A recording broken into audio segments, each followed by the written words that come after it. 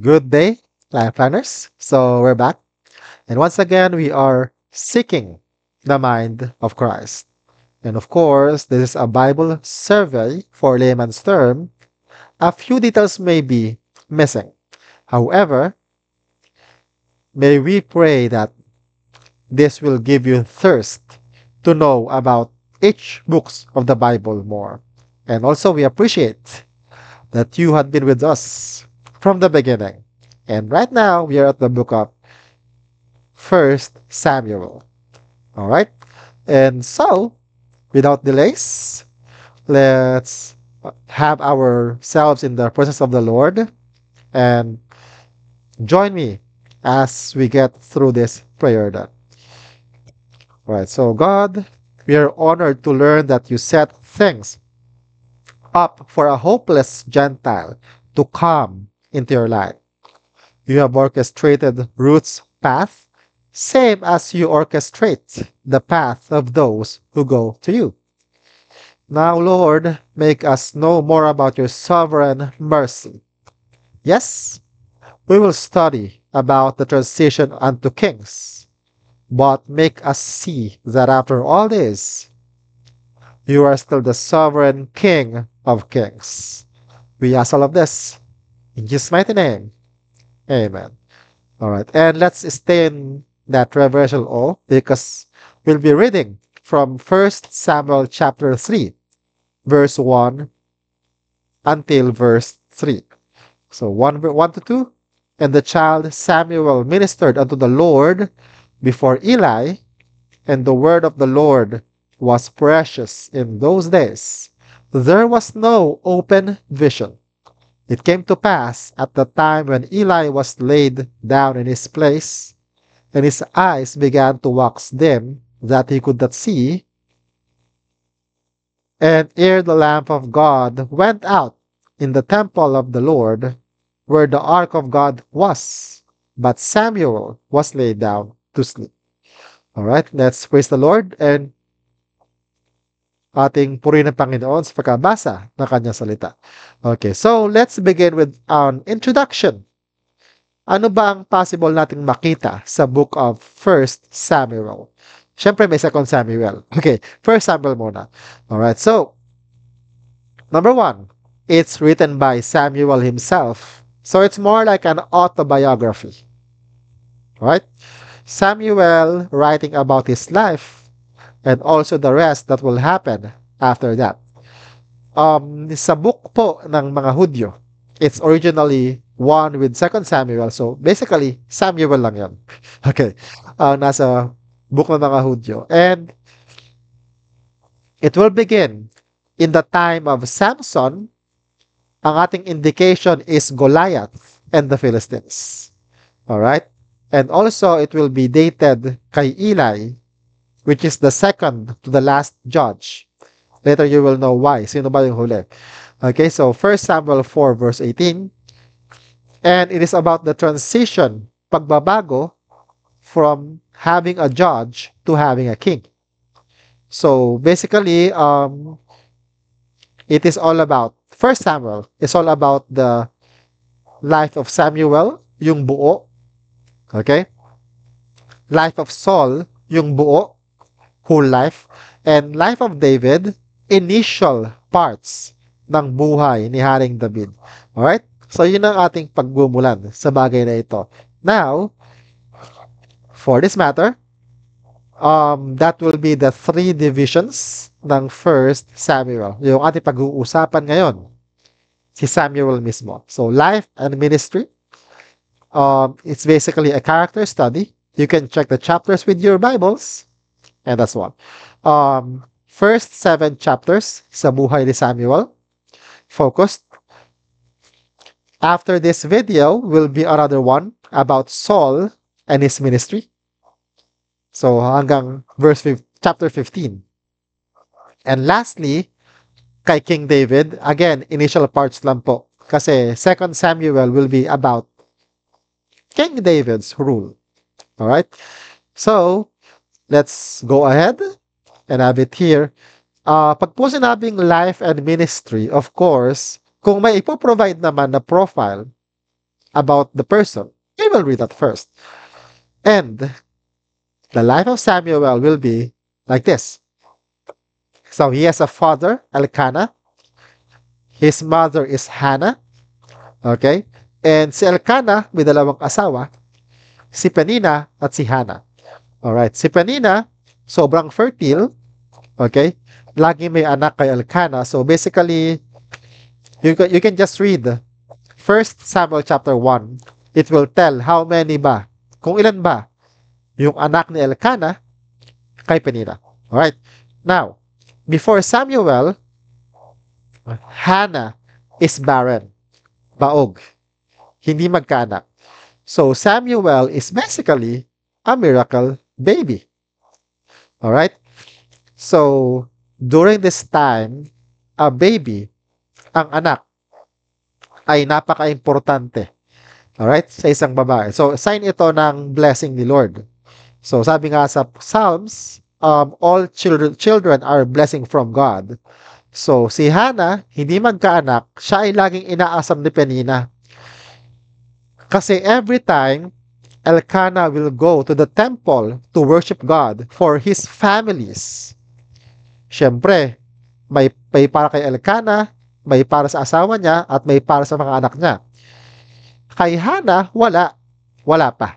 Okay. Before Samuel.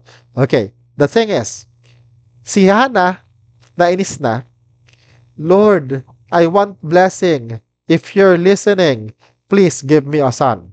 If you will give me a son, right after na mga anak ako, pagka siya ay pwede nang iawat sa akin, ibukod sa akin, he will serve at the temple all his life. Yes. So, basically, that's the reason why Samuel is a very good name. Okay? Because out of misery, Hannah called on the name of the Lord, and her shame was erased. Alright? That's why it means heard of God, God listens. Simplified lang po yung God listens. But basically, heard of God. And so, Samuel will serve Eli, okay, the priest of the time. And si Eli, may dalawang anak na lalaki. So basically, you're thinking, ano nangyari? Bakit si Samuel pumalit? Basically, here's the idea. Hophni and Phinehas, Eli's sons, were actually corrupt. Okay? Evil leaders. So, hindi sumunod sa yapak ni Eli. Kaya, ang nangyari, nakat kay Eli yung family, let's say, privilege to serve the Lord. Alright? Nandiyan yung verse, 1 Samuel 1 verse 3. Okay? And of course, Samuel will change to be the lead pag siya ay nasa age na. Alright? And supposed to be, mga anak niya ang mangunguna. However, that is not the case. Mauulit ang nangyari kay Eli, yung mga anak ni Samuel, magiging kalokohan din. So, nagiging mga kurakot. Alright? Although in a different way. Alright? That's why Samuel will be the last judge of Israel. Later on, we will see ano ba yung kanyang mga contributions. Now, this is the life of Samuel. Before we hit yung kanyang legacy as a leader or judge of Israel, let's just look at two things. Number one, education comes from the home. Remember, Hannah is nursing Samuel bago niya iwan sa temple. But how come Samuel knows how to worship God? It shows and underscores the parents' role to teach children how to worship the Lord. You getting it? Alright. Yan. Interesting. Now, Second thing, si Samuel babad sa presensya ng Diyos kasi he is living in the temple. Well, I'm not saying na let's all live in the church. But anyway, but the idea is Samuel is sensitive sa presensya ng Diyos. Alright? Kaya po tayo may nabasang key verse kanina. Okay? Na Samuel was able to hear from the Lord. Okay. Well, that is the life of Samuel and the lessons in it.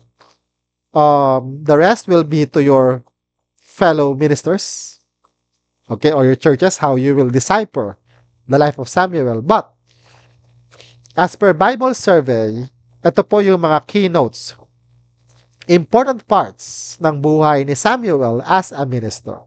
Alright? Number one, Samuel was the first to use the term Lord of Hosts. So, I'll jump to the verse, but yes, but before I read the verse, let me say it this way. Samuel autobiographized his life. Alright? Meaning, siyang sumulat nito.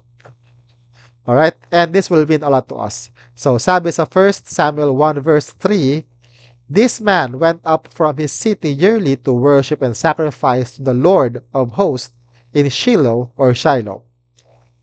Also, the two sons of Eli, Hophni and Phinehas, the priest of the Lord, were there. Alright? So basically, Lord of hosts, from the word Lord, Master of hosts. Question, what are those hosts? Here's the answer. Alright? When we say Lord of hosts, God rules over, now, isa-isahin natin, earthly host, army of Israel, sa context ng Israel, and it may mean everything that we humanly hold on to. Savings, career, intelligence, fame, ministry, name it. That could be the thing. God rules over that. So meaning God is sovereign over it. God rules over the celestial host. So sun, moon, and stars. Okay, so here's the idea. During this time, pagan worship means worshiping the stars, the moon, the trees, the wind, and everything else. So maybe we are worshiping something that is a creature over the creation. So let's be mindful of that.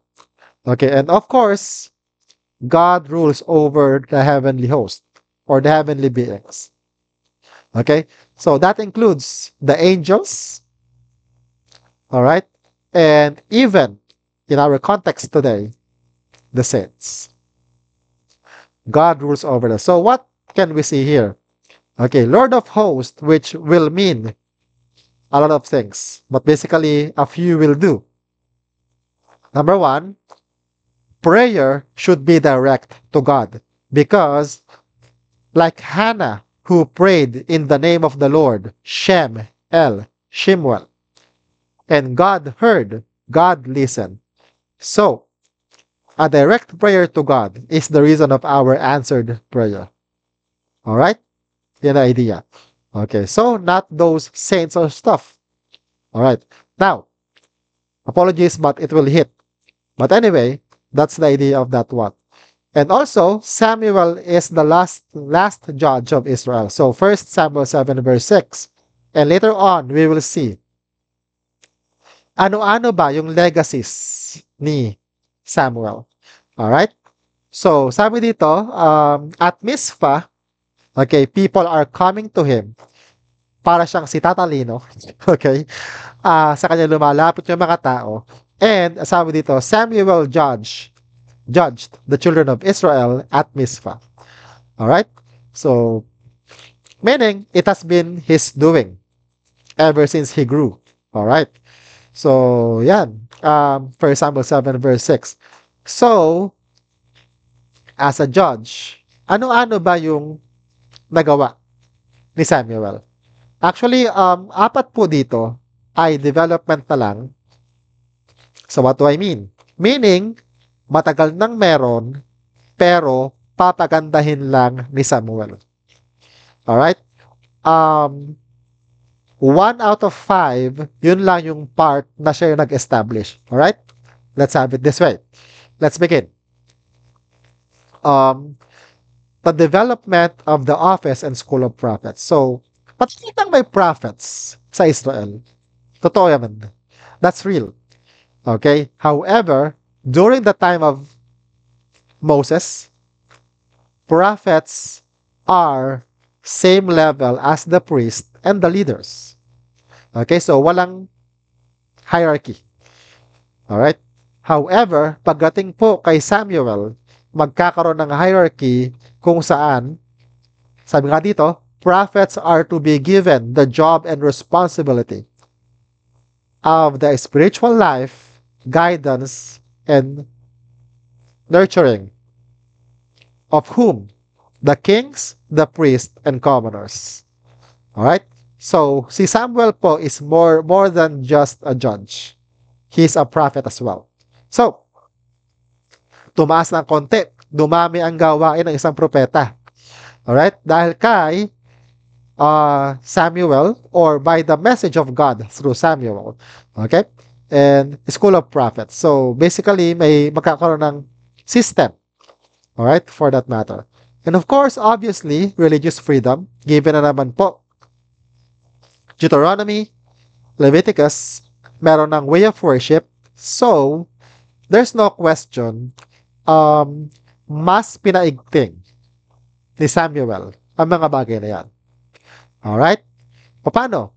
Dahil sa pangatlo, development of intellectual reform. So basically, before Samuel, education or reading and writing are stopped on the Levites. Okay? Levites and priests. Okay? So, medyo mga elite. Kumbaga sa ating mga Filipinos, like nung panahon ni Jose Rizal, wherein we are being educated if we are rich. Like Jose Rizal's, the reformers and stuff. Same way, dito. Before Samuel, education is for the elite. Kaya nga po, it is the tribe of Levi that knows how to read and write. Alright? For that one. So, intellectual reform. Okay, but this will hit different pagdating kay Samuel. Alright? Remember, Samuel was left in the temple. So, kung ano man yung tinuturo ni Eli kay Samuel is part of education, not just for a Levite clan, but for everyone. Ang gandang goal, ano? So, it goes like this. Para tayo makarelate. Before K-12, we have BEC, or Basic Education Curriculum. Okay? Meron yung own system, okay? Hanggang sa naging revised BEC or RBEC, new system na ulit. Hanggang sa nagkaroon ng K-12. So, same way din ang nangyari dito. Whatever the system before Samuel, nagkaroon ng reformation, kaya nagkaroon ng educational system. Okay? Of teaching the laws of the Lord. Alright? And of course, ano yung results? Educated leaders and an educated nation. Alright. Ang tanong, hanggang kailan? Because we know the history of Israel. They will be expelled out of the land and then return again, and then expelled again and then return. Sa mga part ng Kings and Chronicles. Okay, however, before those things happened, an educational system under Samuel was developed. Alright? Okay? And of course, moral reform, dahil nga sa may nakasulat na, nagkaroon ng mga reading class, writing class. When I say class, hindi lang po class sa classroom, but group of people. So, the morality was established. Alright? And then, so that's how it goes. All right. So let's go ahead now. Lahat ng apat na nabanggit ko kanina, prophets, religious reform, intellectual reform or education, moral reform, all of them were just developed. Kasi lahat naman yun nandun eh. Okay? Pinaganda lang ni Samuel. However, since the book of Samuel is a transition from theocracy to monarchy, obviously, kay Samuel magsisimula ang constitutional monarchy. Take note, constitutional monarchy. Meaning, may nakasulat, may batas na pagbabasihan. Okay, what is this? But first, the background. Ba't nga ba nagkaroon ng constitutional monarchy? And in the first place, monarchy. So number one, yung pinaka-obvious, people want to be like the other nations. 1 Samuel 8 verse 5, and said to him, Samuel, look, you are old and your sons do not walk in your ways. Ito, we'll talk about later kasi there's a different line for that. But let's focus on this one first. Now, make us a king to judge us like all the nations. So basically, humingi ng isang hari ang Israel. In effect, they are rejecting God.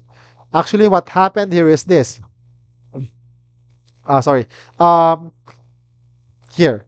So the apologies were meant because same thing is the feeling of Samuel when the people asked for a king. Okay? Samuel knows it's the best to be in God's leadership.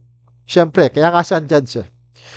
However, the Lord knows what He's feeling. Kaya, ang sabi sa 1 Samuel 8 verse 7, and the Lord said to Samuel, heed to the voice of the people. Let me cut. For they have not rejected you, but they have rejected me. So basically, that's the idea of what's happening here. So si Samuel ay nalungkot, umiyak kay Lord. Basically, that's the background of this. And so God is telling Samuel, huwag ka mag-alala, Samuel. It's not you that is rejected. It's me. So, they will continue, of course. Samuel will tell, oh, eto, you want a human king? This is what will happen. Okay? So, you will have taxes, your people will be part of the army, etc., etc., etc. Okay? Somewhat negative definitions. And then, Samuel will give the final orientation to the people. Okay, 10 verse 19. But you have today rejected your God. All right? Okay. So, basically, yan, what happened here is Samuel is saying, okay, you want a human king? Actually, I don't want to give you a human king kasi I believe God is the best. But since God said, yes, He will allow you to have a human king, so let's go ahead. But remember your consequences. Alright? Okay. Now, apparently, hindi pwedeng isisi lang sa mga tao ang desisyon na to. Sadly, my contribution sa decision na to, ang mga anak ni Samuel. Samuel's evil sons can be blamed. So, sabi nga doon kayo na sa tinabasa kanina, 1 Samuel 8 verse 3, 7 is nabanggit na siya, but ito muna. But his sons, 8 verse 3, did not walk in his ways. So, basically, masunurin po si Samuel kay Lord. Yung mga anak niya, si Joel at Abiha, ay hindi masunurin. Okay? How can it happen? Why and why? So, they took bribes, they perverted justice, kapag may lumalapit sa kanila, bayad mo na. Laki ng bayad, ikaw pabor. Okay? Okay? Laki bayad, pabor ko sa'yo. Okay? Kahit na mali ka, I will give favor to you. Laki bayad mo na. Okay? Parang ganun yung nangyari. So, basically, yun yung nangyari dyan. And so, in the consequences, God allowed it to happen. Sabi nga sa verses 19 to 20 ng chapter 8, okay? Nevertheless, the people refused to obey the voice of Samuel, but they insisted, no, give a king over us. All right? That we may be like all the nations. Bakit kaya? Itong huli, medyo na-intriga ako eh. Okay. A king that may judge us and go out before us and fight our battles. Yun lang pala ang gusto. Okay. Okay? Yung tipong may representative na lalaban, parang ganun eh. Nainggit lang talaga sila. Okay. Basically, at the POV of the first Samuel, book of the first Samuel, it is a lack of faith that triggered the need for a king. Okay. However,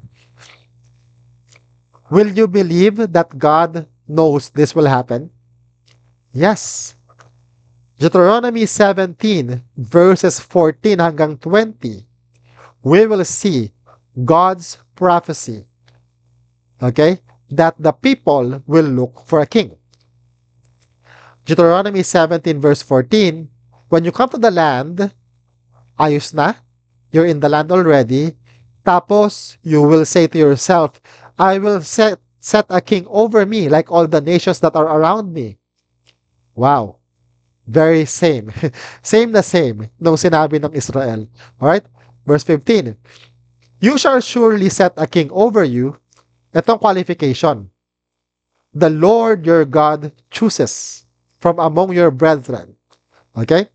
So you may not set a foreigner over you who is not your brother. So kailangan daw taga-Israel din. Siyempre. Kailangan naman kumuha ka ng taga-ibang bayan. Alright? So, let's see. Alright? So, that's C16. Ito yung part na kakaiba. Kasi, di ba, as I said earlier, if you will read 1 Samuel chapter 8, parang medyo negative. Taxes, people will be set to war, hindi ka pwedeng tumanggi, okay? Common properties, etc. Okay, medyo negative. However, sa Deuteronomy 17, positive to. Okay? So, sabi dito sa Deuteronomy 17 verse 16, your king shall not multiply horses for himself, nor cause the people to return to Egypt to multiply horses. For the Lord said to you, you shall not return that way again. So, for himself. Ibig sabihin, ang dapat na magiging hari ng Israel, hindi makasarili. Okay? Ito pa, naulit-ulit. Neither shall he multiply wives for himself. Multiply silver and gold for himself. Alright? That's why you can argue with me na bakit sina David at Solomon maraming asawa, dito, bawal. Alright? Well, the consequences tell the result of their actions. Okay? Solomon, nung makapakasawa ng marami, nung tumanda, ayun, napasama sa Diyos-Diyosan. Alright? Si David data halos ganoon din. Anyway, but the idea is this. Yung word na for himself, ibig sabihin, the king should be selfless. Number one qualification. Second, verse 18, the king should write for himself a copy of this law in a book. Okay, a copy of this law in a book. Meaning, number one, nakakabasa. Number two, nakakasulat. Number three, spiritually inclined kay Lord. Okay? Bakit? Ito kailangan gawin ng isang hari. It shall be with him. Read it all the day of his life, ginagawang devotion, and learn to fear the Lord. Okay? So, for that case, okay? Learn to fear the Lord. Kasi, laging kasama niya, lagi niyang binabasa, at laging inaaral. Okay? Okay, and so, dahil nga alam niya, he will know and careful to obey all the words of this law and these statutes. Okay. And of course, bakit daw? Sorry. Okay. Para, number one, alam niya kung kailan siya mag-sorry. Okay? Kung kailan siya mag-repent. Kasi, his heart will not be lifted above his brethren. His heart will not be turned aside from the commandment. So, what can we see here? A godly leader is an educated leader that is humble. Alright? Sabi heart not lifted above his brethren. Ito yung ideal king. Humble. Okay? And obedient to the Lord. And anong bunga? Prolong his days in his kingdom. He and his children in the midst of Israel. So, a dynasty of his family will be at the throne. So, meaning, hindi masama ang political dynasty. Initially. Okay? Ang problema lang is kung magkakaroon ng corrupt in the middle. Alright? Kasi nga, yun nga yun. Okay? Leader in Israel. Dynasty. Ang pinapangako. Okay? But every time, once we hit the book of Kings, you will see what I mean. Every time na magkakaroon ng risk or sin, there is an opportunity that the kingship be transferred to another. So, that's one. Okay, now, yan yung background natin. Okay? And to give you a recap on this, so, ito ang ating pong binasa kanina, Deuteronomy 17:14 to 20, is the part of the civil law. Okay? So, meaning, tungkol to sa mga leaders, judges, and mga rulers. Alright? So, now, let's bring it down. Okay. So, remember, I told you established. Alright? So, ang ginawa ngayon ni Samuel is, ibinukod ng book yung part na yun. Okay? Kaya sa 1 Samuel 10:25, ang tawag niya dito is Book of the Manner of the Kingdom. Okay? So, specifically, ang aklat para sa isang hari. Alright? Capture that? Okay, now, here's the irony. Remember po, when we were reading Deuteronomy 17, ang sabi doon, copy of the law, read it every day. Okay? However, anong silbi niya kung no read or no write yung hari? Alright? That is where we will enter. It meant nothing to Saul, who unfortunately was a no read and no write. Okay. If you are noticing me earlier, tingnan niyo po ito ha. The life of Samuel is on chapters 1 to chapter 7. Finocus. Pero why is it we are reading something from 1 Samuel 10? Why? Here's the thing. Basically, Samuel became the tutor of Saul. Interesting. Okay? Somehow, it shows us na kung ano man yung ating kakulangan, God is supplying a helper. Alright? For us. Si Samuel, hindi binitawan si Saul.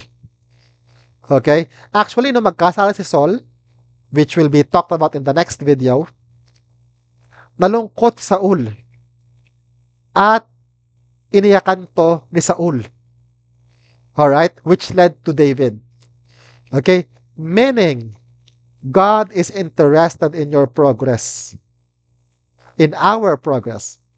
Kung si Saulo, okay, hindi iniwan ni Samuel, same then, God will never leave us. Although, I believe when we hit the topic of Saul, will be hitting a topic that is a bit controversial. Anyway, I will be prepared for that in God's way. Okay. Now, as per this section, Samuel never left Saul. Kaya nga hanggang 1 Samuel 25, nandun si Samuel. Una pa siyang mawawala bago pa mawala si Saul. Alright? Okay. However, ibang usapan kay King David. Si King David kasi nag-benefit sa Samuel curriculum. Let's call it that way. Yes. Let's say it a Samuel curriculum. Alright? Ito, well, term ko lang yun ha. Okay. But basically, a curriculum under Samuel's leadership. Alright. But for King David, ito ay isang benefit. Kasi, even after Samuel's death, David is kept in walking in the way of the Lord. Alright? Bakit? Kasi he can read, he can write. He can live with the Deuteronomy 17 guidelines. Except sa maraming asawa. Of course. Okay? But, the idea is this, at least, at the very least, may edge ang buhay ni King David. We will talk about that on the third video, after Saul. Alright? So, what can we see here naman? Right now, we are given the Bible. The question is, what are we doing with the Bible that we are keeping? And by the way, I'm recording this December na po, December 10. And let me borrow yung punchline ng isang kapatiran namin, okay, sa church. Alright? Siguro yung iba nakapagpareband na, nakapagpaderma na, okay? However, hopefully, we invest in buying a Bible. Okay? We are not kings like David, but actually, we are leading our lives to God's guidance. So, if we want our lives to be led by the law of God, why don't we have a Bible then? So, hopefully, yung ating mga 13th month John, okay, so nagamit muna natin sa pagbili ng Biblia bago tayo magpariband. Okay? Bago tayo magpaganda ng sasakyan. Bago tayo magpaganda ng motorcycles. Yan. Bago tayo magpaganda ng bahay. Alright? Magkano lang yun? Wala pang 1,000 yun eh. Depende lang po sa bibili ninyo. At if you want, you can have more affordable versions.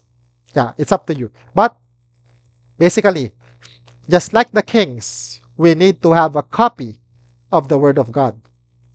Alright? Yan. Yan po yung patungkol sa constitutional monarchy. Alright? And also connected dun sa intellectual reform. Okay.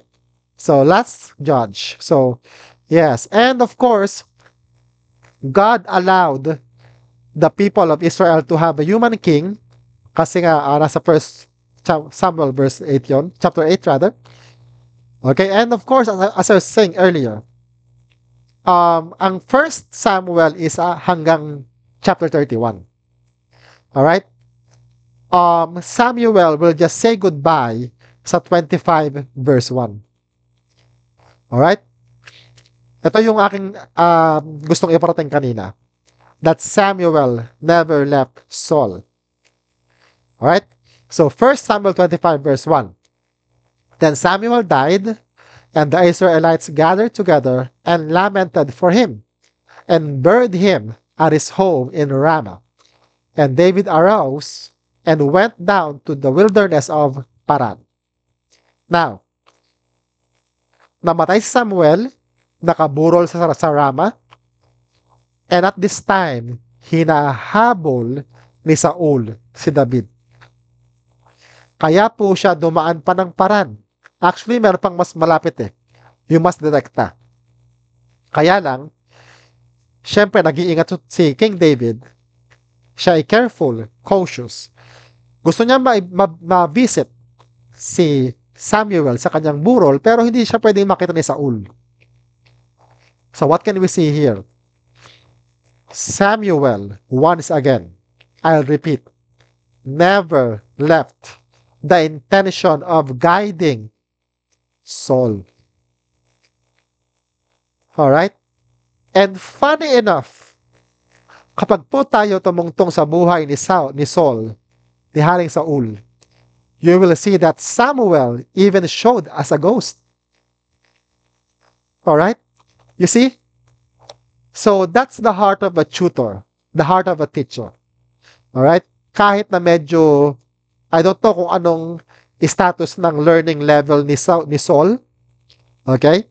Siya ba ay fast learner or slow learner? I don't know. But Samuel is graceful to him. Alright? Yan. So, yan po yung tungkol sa ministry ni Samuel. Now, you see it already.